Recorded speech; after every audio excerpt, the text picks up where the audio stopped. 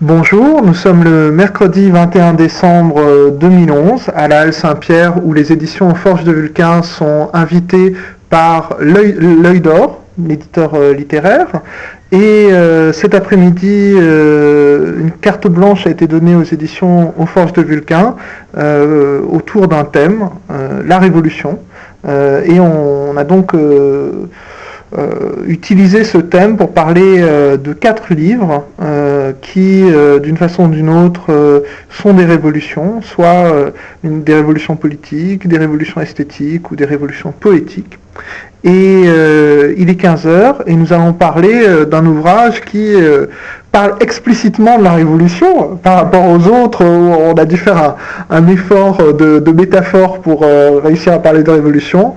Notre règne arrivera de Grace Lumpkin, que je décrirais comme une sorte de classique très très très inconnu, voilà, de la littérature prolétarienne américaine, oui, on va dire ça. Oui, littérature prolétarienne. Alors pour parler de Notre règne arrivera, je suis en présence d'Alice Béja, la traductrice, qui va nous accompagner pendant l'heure qui vient. Alors Alice, on peut peut-être commencer par le plus simple. Qui était Grace Lumpkin ? Alors, c'est pas forcément le plus simple, parce que donc Grace Lumpkin était une auteure américaine, donc elle a écrit pendant les années 30, elle n'a pas écrit énormément d'œuvres et elle n'a pas eu une postérité formidable, pour diverses raisons. D'une part parce que le mouvement au sein duquel elle a écrit, donc la littérature prolétarienne, sur lequel je reviendrai, n'a pas eu une postérité formidable, et d'autre part parce que elle-même a eu une trajectoire politique qui a fait qu'elle a assez rapidement renié ses œuvres de la période prolétarienne. Parce qu'en fait, donc, pour resituer très brièvement, donc les années 20-30 aux États-Unis, le boom dans les années 20, la Grande Dépression dans les années 30 et la montée en puissance dans les années 30, sinon du Parti communiste américain, du moins d'un certain nombre d'idées de gauche qui vont percoler jusque dans le Parti démocrate et donc dans le New Deal de Roosevelt. Donc c'est une sorte quand même d'âge d'or culturel, plus que politique, de la gauche américaine, âge d'or qui va être suivi d'une période beaucoup moins faste, qui sera celle du macartisme à la fin des années 40, après la Deuxième Guerre mondiale. Et avec également le développement du totalitarisme en URSS, un certain nombre d'intellectuels, d'artistes, d'écrivains qui avaient pu se sentir proches, voire très proches, du Parti communiste pendant les années 30, ont fortement déchanté à partir de 37, enfin des procès de Moscou, grosso modo, et certains d'entre eux ont basculé très très loin dans l'autre sens. Donc c'est le cas de quelqu'un comme John Dos Passos, qui est aussi un des auteurs plus connus Grace Lumpkin de la période. Mais donc Grace Lumpkin a fait partie de ces gens qui, ayant été compagnons de route du Parti communiste pendant tout le début des années 30, a ensuite complètement retourné sa veste. Donc bon, en plus elle a témoigné dans un procès qui s'appelait le procès Alger-Hiss, donc qui était accusé d'être un espion communiste, et donc elle a témoigné contre lui. Elle a donc dénoncé ses anciens camarades au FBI au moment du macartisme, et elle a plutôt viré du côté protestant, évangéliste, etc. Et donc elle a renié toute la partie de son œuvre qui avait été publiée dans les années 30 et qui était très très proche des idéaux communistes. Donc voilà, pour vous situer un petit peu le personnage, et pour vous faire comprendre aussi pourquoi cette tradition d'écriture a été oubliée. C'est pas forcément que c'est que des très mauvais romans, il y a aussi des raisons politiques à cet oubli, le fait que les auteurs eux-mêmes ont souvent renié ces œuvres-là, le fait aussi que l'université américaine, la critique américaine les a complètement mises de côté, pour des raisons politiques donc, parce que bon, de fait, après la Deuxième Guerre mondiale, c'était pas très très bien vu d'étudier ce genre d'œuvres, de les promouvoir. Pour des raisons aussi plus universitaire, plus méthodologique, où on estimait que c'était pas vraiment des œuvres littéraires, que c'était plus des documents, parce que c'est vrai que voilà, le style, c'était quand même globalement du réalisme, qu'il y avait souvent un message politique assez clairement affirmé, quand ce n'était pas vraiment du dogmatisme total. Donc on a estimé que, à la rigueur, ça pouvait passer pour des études d'histoire, de sociologie, comme témoignage, comme document d'une époque, mais que vraiment pour des études littéraires, c'était pas trop la peine, quoi. Donc voilà, donc c'est toute une tradition en fait qui a été enterrée. Et même si vous prenez un auteur comme Steinbeck, donc aujourd'hui quand on dit un classique de la littérature américaine du XXe siècle, ça va être bam, Les raisins de la colère. Bon, Steinbeck, il a eu énormément de succès quand il a été publié en 1939. En 1940, il y a eu le film avec Henry Fonda, très bon film d'ailleurs. Mais après, il a eu lui aussi une phase où Steinbeck, c'était pas vraiment l'auteur le plus populaire, le plus recherché, parce que on estimait que son message politique était un peu trop à gauche. Alors que bon, Steinbeck, c'est pas de la littérature, enfin, c'est pas exactement de la littérature prolétarienne, c'est un peu plus universaliste. Donc voilà, donc ça pour situer un peu, disons, certaines des raisons pour lesquelles ce type d'œuvre a été oublié. Oui, c'est aussi le cas, enfin, c'est l'impression que j'ai du talon de fer de Jack London. Ouais. Et il y a une sorte d'inventaire de l'œuvre de Jack London qui s'est fait au cours du XXe siècle où certaines œuvres ont été mises au second plan parce qu'elles étaient marquées par les positions politiques qu'il a pris entre 1900 et 1910. Bien sûr. Non, mais je pense qu'il y a beaucoup de gens, y compris peut-être même surtout aux États-Unis, qui voient dans Jack London l'auteur de l'enfance, l'auteur de la nature, les loups, les chiens, tout ça.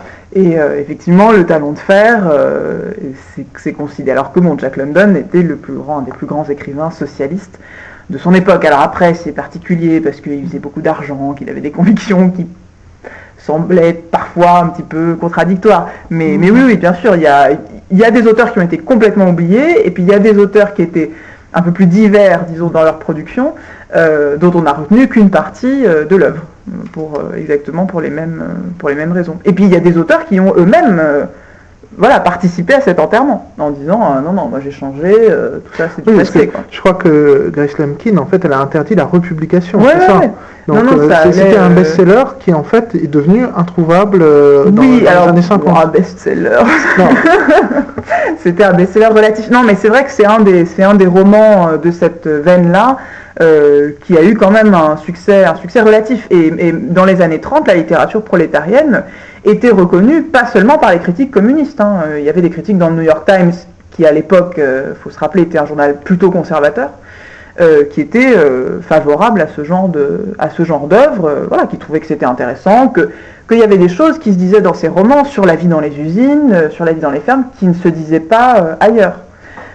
Parce qu'en plus, ça, on n'est pas dans la phase de Steinbeck. Là, le roman a été publié en 1932.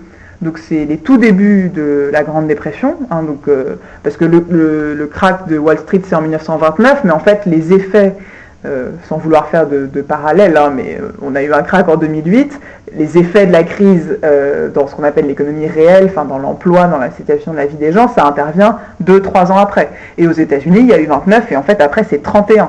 C'est vraiment l'hiver 30-31 et surtout ensuite 31-32 où là ça commence à frapper vraiment, vraiment très très fort. Et les gens sentent la dépression, pas juste la crise, l'effondrement ponctuel, quoi. On sent que ça va durer. Et donc ce roman, Notre règne arrivera, s'inspire très clairement d'une grève qui a réellement eu lieu en 1929. Donc là, avant même le crack, en fait on s'en fiche du crack dans le roman, il n'est absolument pas mentionné. Donc une grève dans une usine textile de Caroline du Nord en 1929. Et alors, pourquoi cette grève a eu un tel retentissement ? Il faut savoir que cette grève, donc la grève de Gastonia, du nom de la ville où se trouvait l'usine des grévistes, cette grève a quand même donné naissance, je crois, à 4 romans différents. Donc il y a eu Grace Lemkin, il y a eu Sherwood Anderson, qui est un grand auteur de la période, et puis 2 autres un petit peu moins connus. Et cette grève a été particulièrement importante, d'une part parce que c'est l'une des premières grèves dans laquelle des militants du Parti communiste ont joué un rôle assez actif. Hein. Dans les années 20, le Parti communiste aux États-Unis, c'est vraiment rien du tout.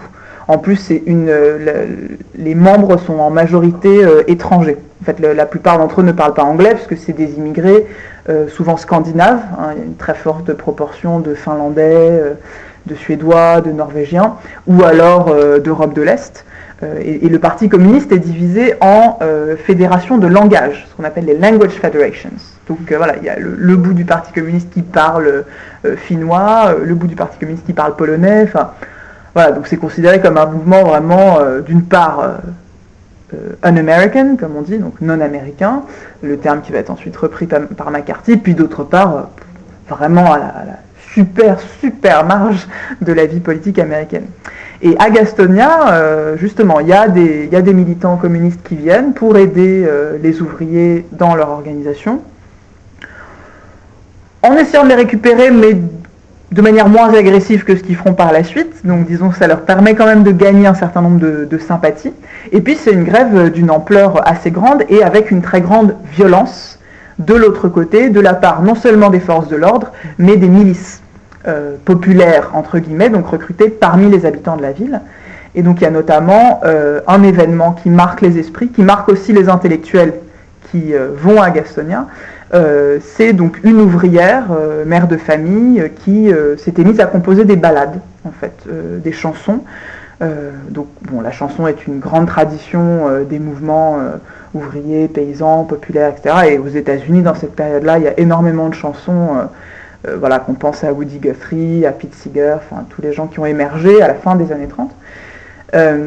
Donc cette femme-là, elle faisait des chansons sur la vie d'une femme dans une usine, qu'il faut abandonner ses enfants le matin pour aller travailler, qu'on ne sait pas ce qu'il adviendra d'eux, parce qu'évidemment on n'a pas les moyens de les faire garder, enfin bon. Et elle mettait ça en musique. Et en fait, cette femme-là a été assassinée, a été tuée pendant l'une des manifestations. Et ça a vraiment beaucoup frappé, parce que c'était une femme, parce que c'était devenu un petit peu l'esprit de cette grève.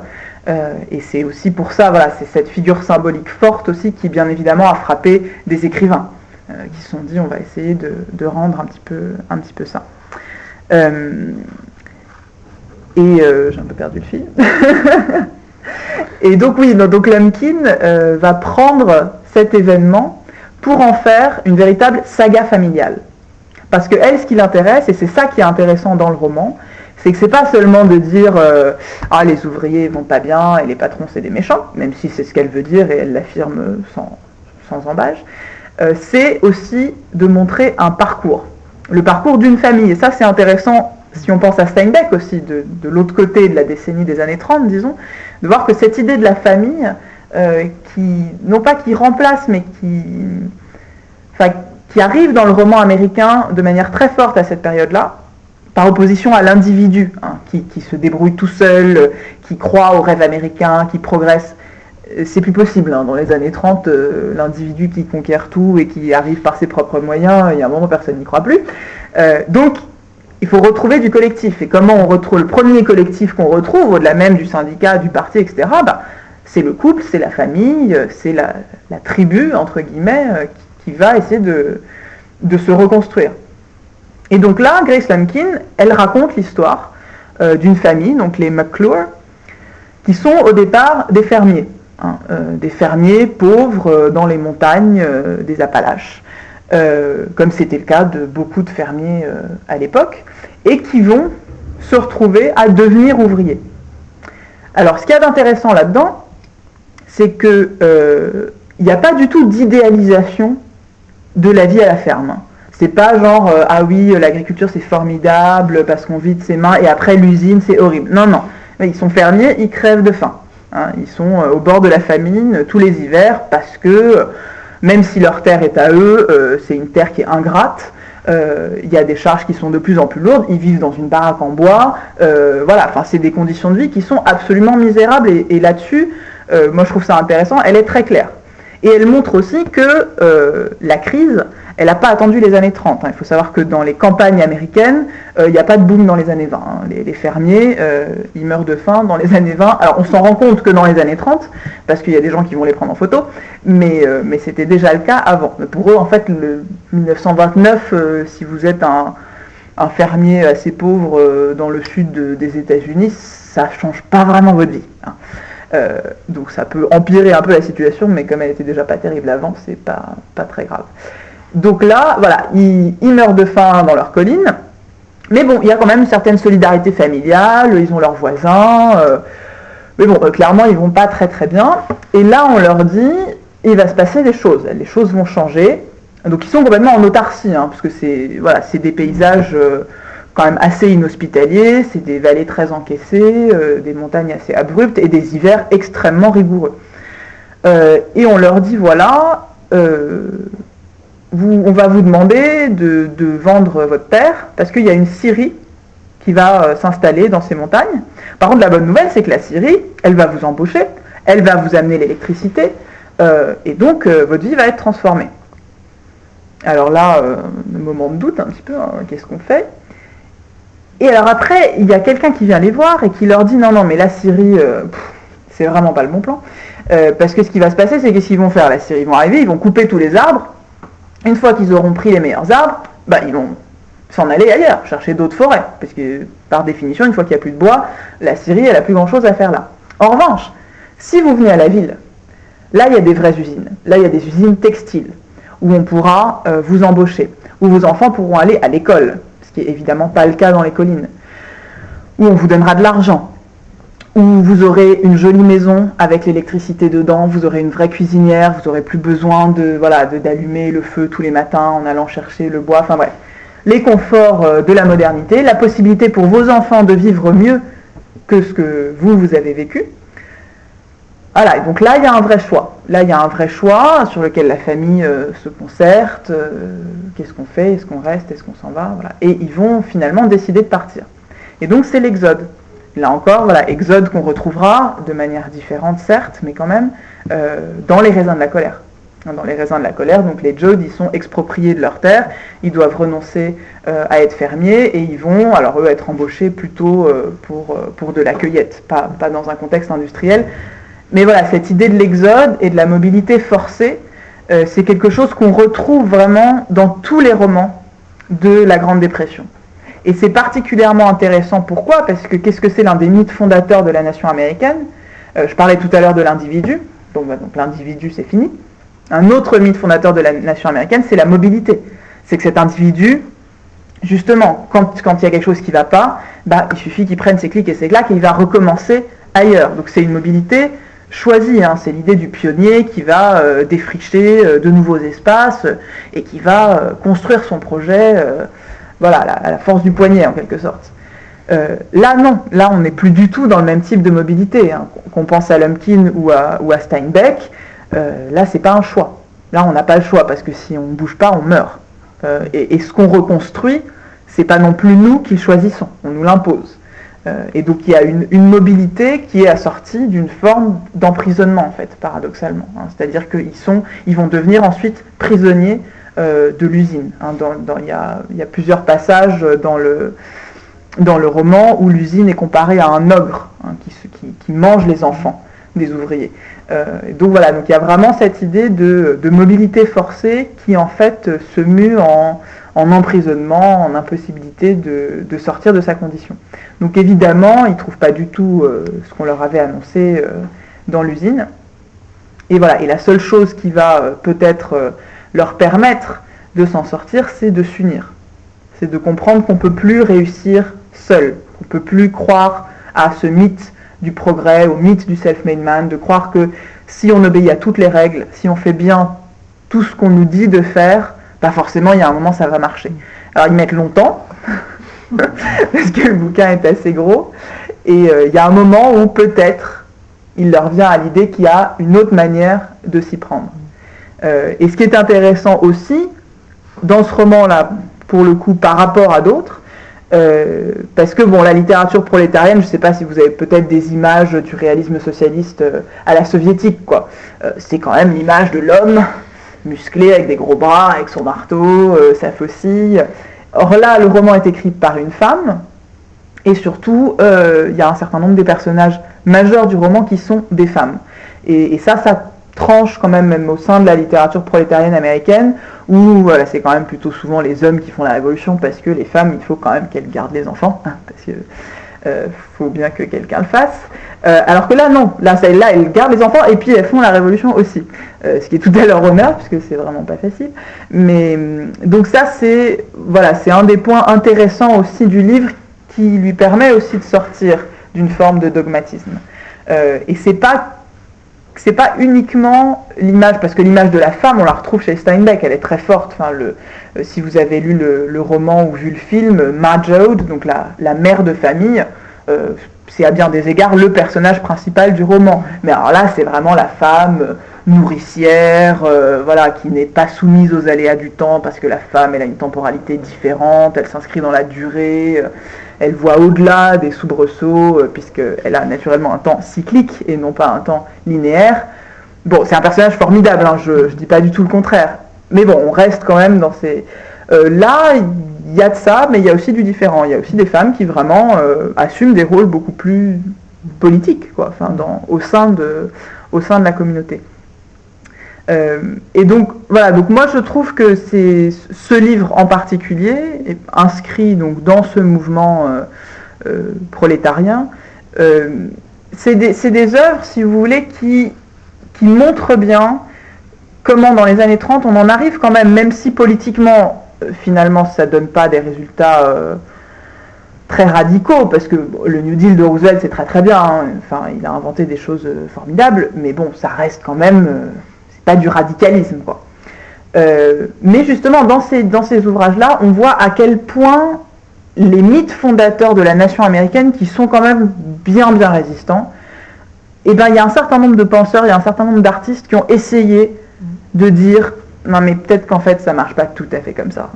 C'est-à-dire, le côté si tu tombes c'est ta faute et tu peux te relever.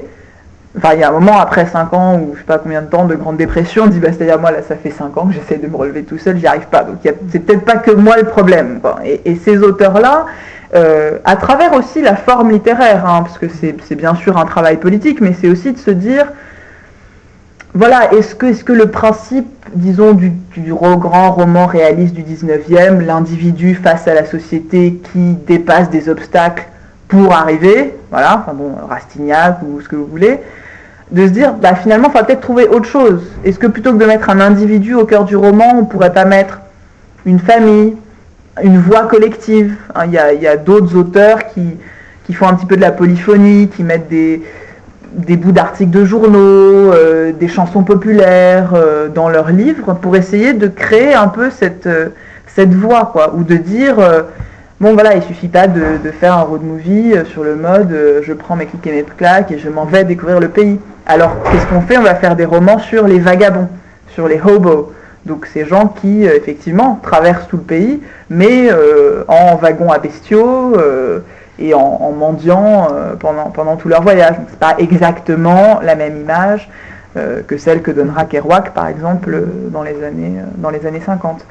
Donc voilà, toute une série de fondements, hein, de la nation américaine et de l'identité américaine qui vont être remis en question. Il y a aussi les questions raciales, etc. Je ne vais pas rentrer là-dedans, mais il y a beaucoup d'auteurs prolétariens qui font intervenir dans leurs œuvres des Noirs, mais pas seulement, des Scandinaves, des Philippins, des Japonais, parce qu'il y avait beaucoup d'ouvriers de nationalités différentes qui se mobilisaient, et souvent, bien évidemment, dans les logiques de grève, qu'est-ce que vous faites quand vos ouvriers font grève, quand vos ouvriers blancs font grève, vous allez recruter chez les Noirs.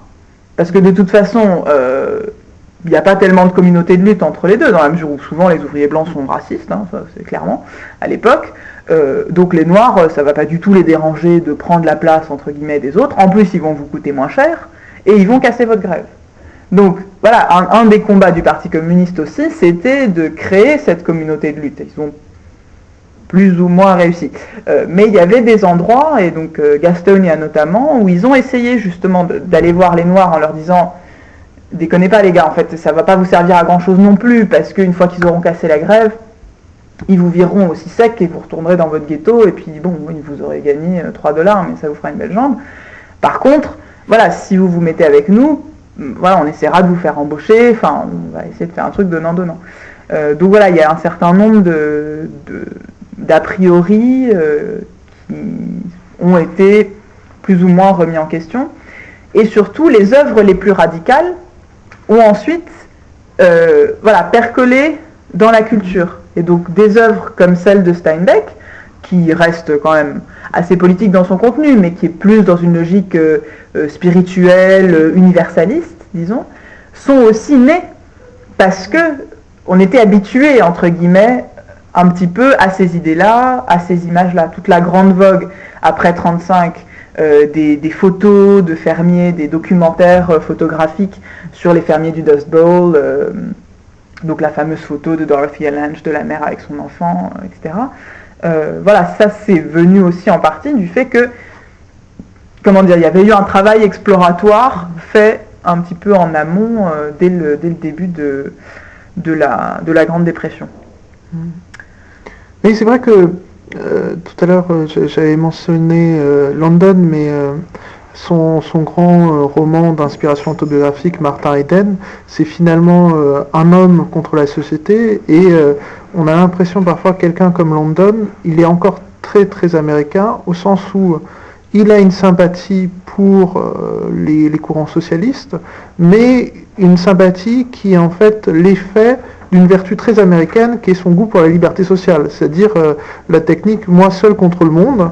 Et en fait, comme il est face à une société bourgeoise, moi seul contre le monde, ça veut dire je deviens socialiste. Ah oui, complètement. London, c'est le self-made man, hein, c'est l'écrivain millionnaire. Oui. Enfin, je veux dire, il est formidable cet homme-là, il est aussi un peu... Oui. Bon, mais oui, lui, il est dans une logique hyper individualiste, London. Ce qui n'empêche pas une forme de solidarité à l'égard des ouvriers, mais in fine, c'est quand même moi, ma réussite. Oui, en fait, il est à terme, il est hostile au reste du monde, mais il est moins hostile aux ouvriers qu'aux autres. Donc il y a une hiérarchie dans sa détestation. Mais il y a une hiérarchie dans sa détestation, surtout que lui, il se considère de leur côté, c'est-à-dire dans la logique de moi contre le monde, si je veux arriver à faire quelque chose, lui, il se voit dans sa position, il regarde qui y a en face de lui à détruire pour arriver, les bourgeois. Donc, je veux dire, c'est un peu simplifier le personnage de London, mais grosso modo, il va dire, bon, alors les autres, ils sont soit à côté de moi, soit derrière moi. Mais ceux qui sont au-dessus, il faut les buter. Et il se trouve que c'est des bourgeois, donc, je vais attaquer le bourgeois. Et pour pouvoir grimper, tu vois. Alors, il n'est pas aussi mesquin, enfin,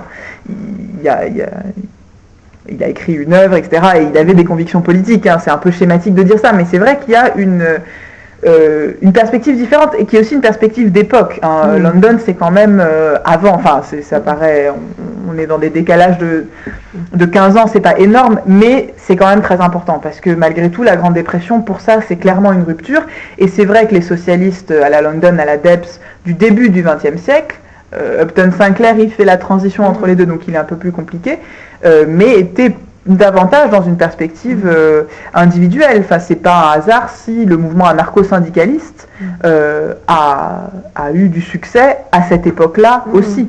Hein, les années 10, ce qu'on appelait les Industrial Workers of the World, donc un mouvement anarcho-syndicaliste, dont l'âge d'or, c'est vraiment les années 10, quoi. Et la mobilisation contre la guerre, etc.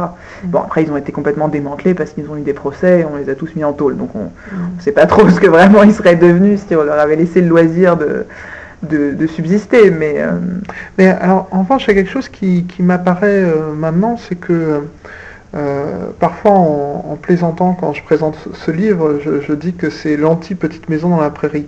Parce que La Petite Maison dans la Prairie, dans les années 20 et 30, c'est une série de livres qui a un immense succès, famille paysanne, et voilà, avec un rôle important des femmes, sauf qu'en fait c'est des personnages négatifs, puisqu'en fait on les renvoie toujours à des tâches domestiques. Mais ce qui m'apparaît, c'est que La Petite Maison dans la Prairie, apparemment, c'est une œuvre qui est imprégnée d'une profonde religiosité que les Français perçoivent pas, parce qu'on lit pas les livres, on regarde l'adaptation des années 70. Mais ce que j'avais lu sur Grace Slumkin, c'est que son virage vers la droite religieuse, c'était une reconversion, au sens où elle venait elle-même de ce milieu-là. Et je me demande si la dimension familiale, c'est-à-dire cette conscientisation qui passe par l'échelle familiale, c'est pas chez elle une résurgence de quelque chose de la communauté religieuse initialement. Alors oui, c'est toujours compliqué chez les auteurs américains, parce que c'est vrai que nous on a un peu tendance à partir du principe que déjà par principe on est athée, et que alors, surtout si on est de gauche, il n'y a vraiment aucune raison pour qu'on ne le soit pas. Ce qui n'est pas vrai partout. Enfin, je veux dire, si on prend l'Italie, parmi les plus grands communistes italiens, qui étaient aussi tout à fait catholiques. Aux États-Unis, ça n'empêche pas le fait d'être de gauche. Alors bon, après, d'être vraiment communiste, il n'y a que les Italiens qui arrivent vraiment à faire les deux.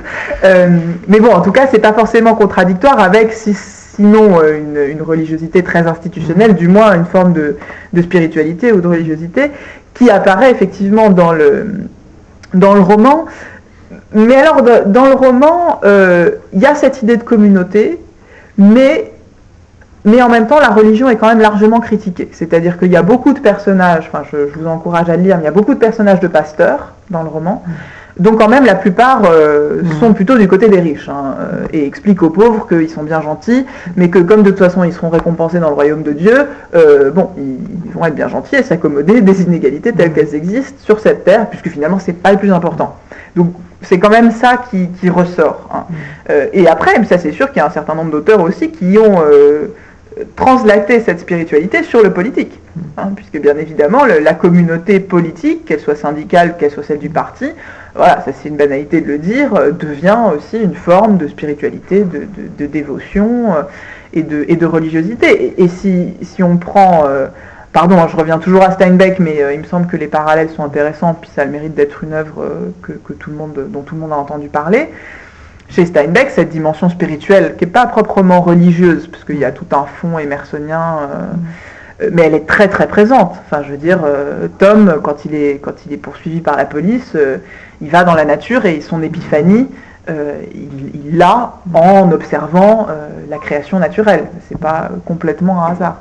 Donc oui, ça c'est effectivement très étonnant dans Notre règne arrivera, c'est que la première partie du roman est dans un environnement campagnard, mais la nature est vraiment une sale bête, c'est-à-dire la nature est moche, la nature est sèche, la nature est agressive, et on a l'impression que c'est un peu aussi le mythe des pionniers, c'est-à-dire que c'est pas une zone de pionniers au sens où ça fait longtemps que c'est une zone habitée, mais on a vraiment l'impression qu'ils ont été abandonnés par la modernité. Il y a des moments quand on lit ça, on a l'impression qu'ils sont au Moyen-Âge.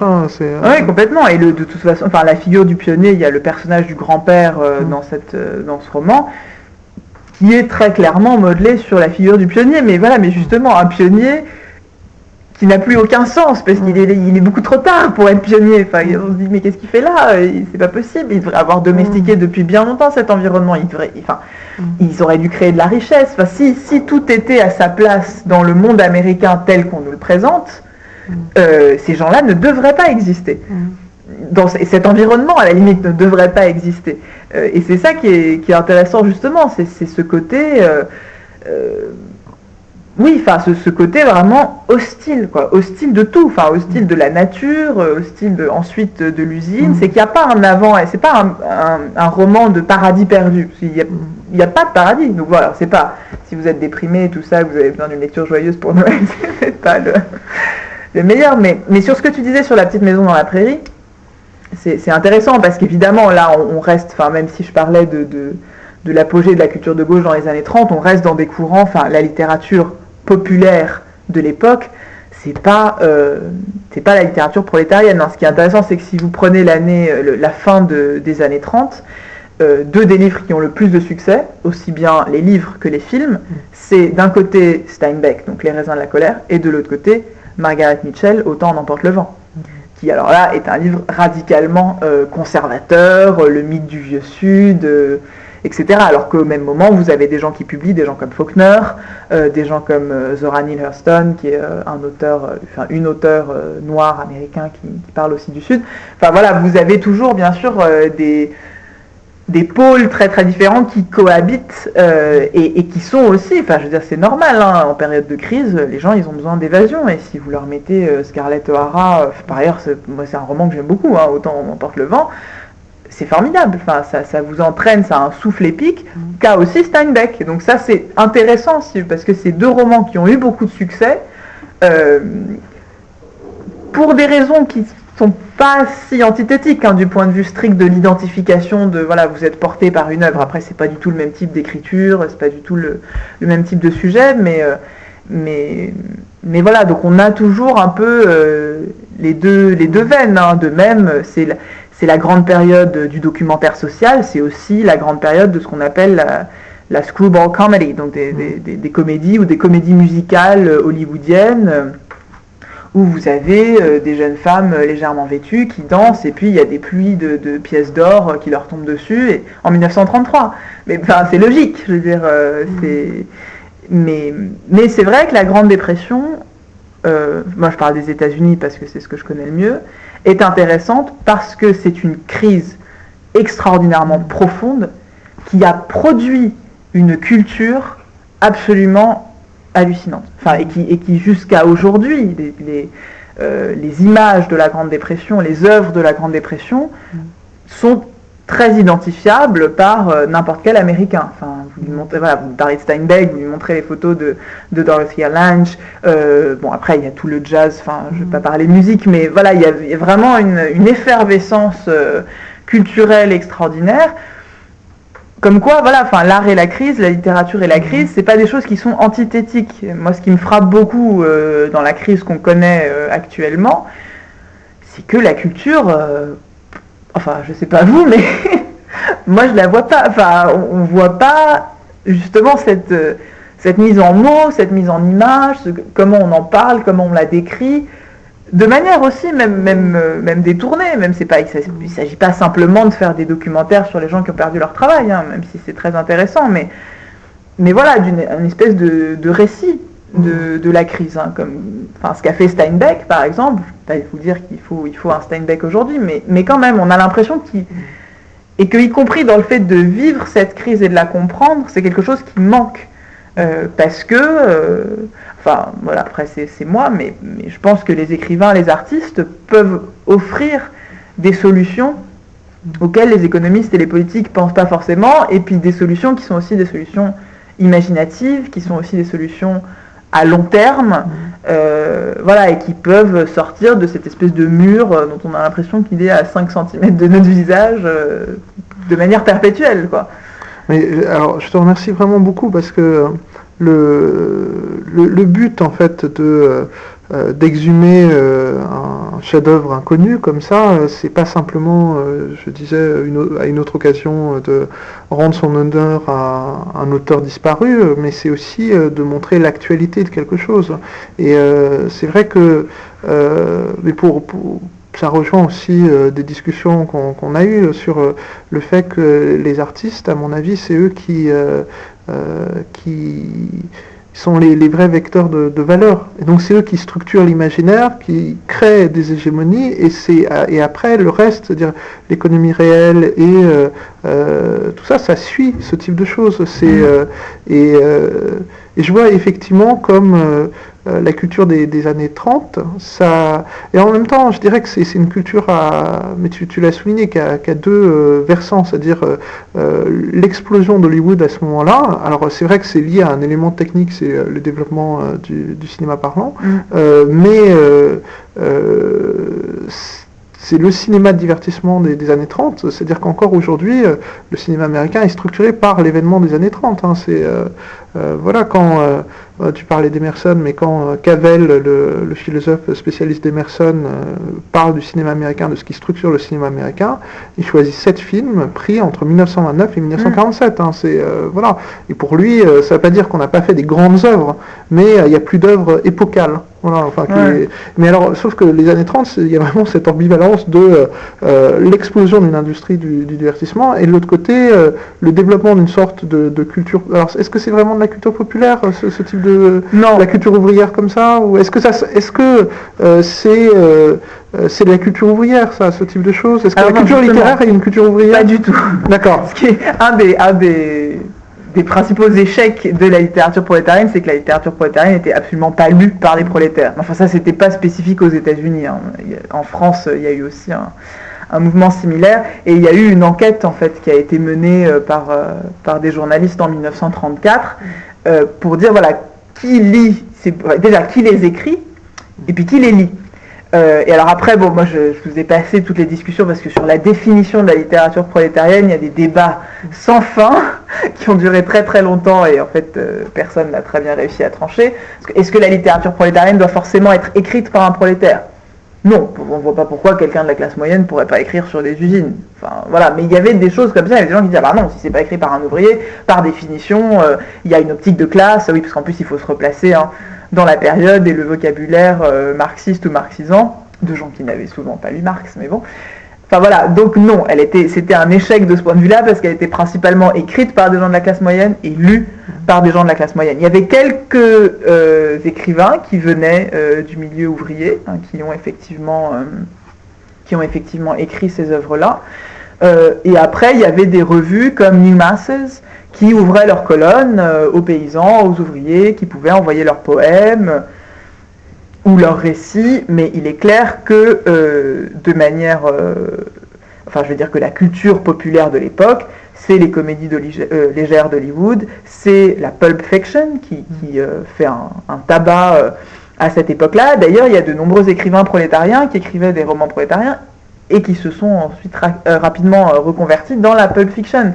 Et d'ailleurs, ces mondes-là se croisaient, parce que si tu penses à Hollywood, les scénaristes d'Hollywood, il y avait beaucoup de scénaristes à Hollywood, ça leur a d'ailleurs valu des petits soucis par la suite, qui étaient de gauche, qui étaient proches du Parti communiste, et qui introduisaient dans les comédies, dans les films de Capra, par exemple, hein, des éléments voilà, qui n'étaient pas tout à fait dans la ligne... Enfin, je ne sais pas comment c'est en français, mais Mr. Smith Goes to Washington.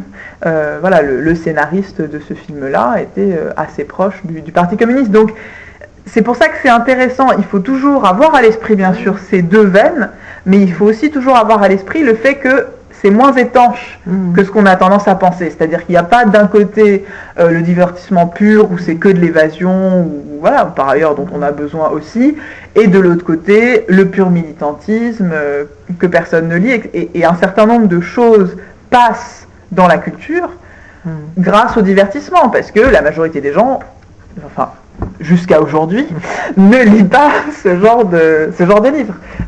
Et voilà, enfin, il y a pas de... C'est vrai qu'une victoire, ça n'avait jamais frappé comme ça, mais une victoire d'une approche hégémonique du débat culturel, c'est que à chaque Noël aux États-Unis, on ressort tous les Frank Capra. Bah voilà, La Vie est belle, c'est le film. Ça structure l'imaginaire en fait. C'est quand même quelque chose de particulier. Où il tente tout seul et en fait il se casse la gueule tout seul. Ouais. C'est ça les Capra. Il tente tout seul et il se casse la gueule tout seul. Alors là, le nom du scénariste m'échappe, mais c'est souvent le même. Et effectivement, aux États-Unis, le film de Noël, c'est It's a Wonderful Life, donc La Vie est belle de Capra, comme le film de la Saint-Valentin, c'est Casablanca. Hein. Mais ça, vous allez aux États-Unis, à tous les Noëls et à toutes les Saint-Valentin, vous avez à la télé et dans un certain nombre de cinémas, donc je me suis toujours demandé s'il y avait des gens qui les regardaient tous les ans. C'est quand même assez mystérieux. Et qui de fait doivent être des très très grands spécialistes de Casablanca et de La Vie est belle. cela dit, ça reste des bons films. Hein, donc non, mais complètement, moi, je suis fan. Ouais, je suis d'ailleurs allé une fois, le jour de la Saint-Valentin, regarder Casablanca dans un cinéma américain. Je trouvais ça formidable. Mais pourtant, Casablanca, ça n'a pas rendu les Américains francophiles. Il y a ce moment émouvant où ils chantent la Marseillaise, quand même. Ça n'a pas marché. Un peu. Mais bon, ça percole pas toujours comme on dit. Oui, ça percole pas. Non, mais j'ai retenu ce mot, je l'employais pas dans ce. Non, c'est un mot gramschiste, voilà, c'est ça. C'est ça. Mais attention. L'italien ne peut s'exprimer en dehors des métaphores du café. Une métaphore bien choisie. Mais maintenant on s'éloigne un peu de Lumpkin, mais ce que tu disais sur la mise en récit, en image, en narration de la crise, moi quelque chose que je suis un tout petit peu, c'est les séries télé américaines qui commencent à mentionner ça. Alors après, pour l'instant, c'est pas complètement convaincant, mais il y a cette série Hung sur HBO d'un homme qui est ruiné et en fait il devient male escort, donc prostitué pour survivre. Alors c'est une sorte de drame satirique, donc avec des aspects comiques. Après il y a aussi des choses comme quelque chose qui est assez connu apparemment, qui marche bien ces jours-ci, c'est How to Make It in America. Là par contre on est retombé dans le self-made man, alors sauf qu'ils sont deux, ils travaillent en équipe. Mais voilà, donc je pense que ça prend un peu de ce côté-là, mais après, ce qui est un peu frappant, c'est que les séries, en fait, me semblent être très à la remorque des représentations qui existent déjà. C'est-à-dire qu'il n'y en a pas beaucoup qui sont créatifs, qui créent quelque chose, imposent leurs idées, imposent leurs thèmes, imposent leurs mots pour décrire ça. Ça dépend, mais cela dit, moi, effectivement, vu la manière dont est structurée l'industrie culturelle américaine aujourd'hui, s'il y a un endroit où ça doit émerger, ce sera probablement dans les séries. Peut-être même plus que dans le cinéma, enfin en tout cas de manière, quand on parle de structuration de l'imaginaire, voilà, c'est sûr que les séries font ça, et que les séries disposent actuellement des moyens financiers, des ressources aussi en termes de talent, pour faire émerger ça. Bon après, c'est inégal. Moi je pense que par exemple une série comme The Wire, donc sur écoute, est une série qui a réussi à mettre en avant, enfin qui était plutôt en avance qu'en retard sur plein. En fait, oui, mais dans The Wire, c'est comme les personnages de Notre règne arrivera, c'est-à-dire ils sont déjà dans une situation atroce avant la crise. Ça n'a rien à voir avec la crise, c'est juste la crise comme état. C'est-à-dire, Baltimore 2003, c'est la même chose que la Caroline du Nord 1929. Voilà, c'est ça. C'est à peu près aussi abandonné depuis ça. Mais d'ailleurs, moi ça me permet, peut-être pour finir sur une note plus positive sur ce livre, parce que tu l'as décrit comme une lecture qui peut être parfois un peu déprimante, même si, alors il y a un aspect positif, c'est que je trouve que narrativement c'est une des premières fois où je lis une conscientisation d'un mouvement ouvrier qui dramatiquement, c'est-à-dire au niveau du récit, fonctionne. Voilà. Parce que souvent, c'est chez Gorky par exemple, même si j'aime beaucoup Gorky, la cause est déjà entendue, c'est-à-dire les positions évoluent peu et il y a la péroraison finale, mais en fait le mouvement de conscientisation est toujours après le livre, c'est-à-dire il y a la péroraison finale du héros et donc on devine que ça va transformer les gens, mais on voit pas le moment de transformation. Donc, là ce qui est effectivement, puis même par rapport à moi d'autres livres de la période que j'ai lus, il n'y a pas l'effet chemin de Damas, quoi. C'est-à-dire c'est pas tout d'un coup c'est miraculeux, tout le monde est content, c'est compliqué, et c'est lié aussi au côté famille, au côté familial, c'est-à-dire que effectivement il y a vraiment des parcours différents selon la génération à laquelle on appartient, et pas uniquement. C'est-à-dire que les enfants apprennent en voyant le destin de leurs parents qui ont cru à certaines choses et puis que ça n'a pas marché, que peut-être il faut essayer autre chose, et c'est en ça que c'est progressif et que d'un point de vue narratif, ça fonctionne, parce que vous avez des temps superposés. Il y a le temps du grand-père, il y a le temps de la génération des parents, enfin en l'occurrence de la mère, puisque le père est mort, et le temps des enfants. Et alors ils avancent comme ça pendant un certain temps, évidemment, puis après il y en a certains qui vont s'arrêter, et le dernier qui va émerger, mais qui se préparait dans les deux autres. Donc c'est pas abrupt, parce qu'il y a cette continuité-là, et il y a cette différence de perspective, mais qui ne se marque pas par, voilà, tout d'un coup, le fils, il se réveille un matin, il dit « Maman, t'as rien compris, moi je vais faire autre chose ». Non, non, il comprend en voyant la souffrance de sa mère, en voyant ce qu'elle traverse, et puis lui-même, d'ailleurs, au début, il fait comme elle, enfin, ce qui est logique. Et c'est qu'au bout d'un certain nombre de pages et de temps, et au bout d'un certain nombre de coups qu'il a pris, qu'il va finir, enfin, que les deux enfants, d'ailleurs, vont finir par se dire qu'il y a peut-être autre chose. Et ça, sur ce plan-là, oui, enfin, c'est un livre... qui se lit assez bien, parce que de ce point de vue-là, il fonctionne bien. Alors que, oui, enfin, il y a un certain nombre d'autres romans où, voilà, où tout d'un coup, 5 pages avant la fin, on ne sait pas pourquoi, il y a un monsieur qui monte sur un caisson et qui dit « Vive la Révolution ». Oui, parce qu'ils sont pas convertis par des mots, ils sont convertis par des faits. Voilà, ils sont convertis par ce qui leur arrive. C'est l'expérience, hein, c'est ça. Ouais. C'est l'expérience, c'est source de tout. Donc, en plus, on est vraiment dans quelque chose qui résonne avec Emerson, John Dewey et tout ça. C'est-à-dire, c'est l'expérience qui conscientise les gens et pas le discours théorique. Bien sûr. Après, il y a toujours un personnage de mentor qui intervient dans ces romans-là, mais là, celui-là, il est quand même relativement effacé. Et même lui, en fait, c'est pas... Il y a un passage où il fait un grand discours, mais même avant ça, par la chanson, les chansons sont très importantes. Les chansons, les hymnes religieux reviennent à plusieurs reprises dans le roman, parce que ça, c'est une manière de faire une communauté, hein, par l'hymne religieux, par le chant. Et donc voilà, donc au début, il y a des hymnes religieux, parce que c'est des gens qui sont religieux, donc ils participent au baptême, etc. Et puis bon, à un moment, on se rend compte que ça fonctionne plus.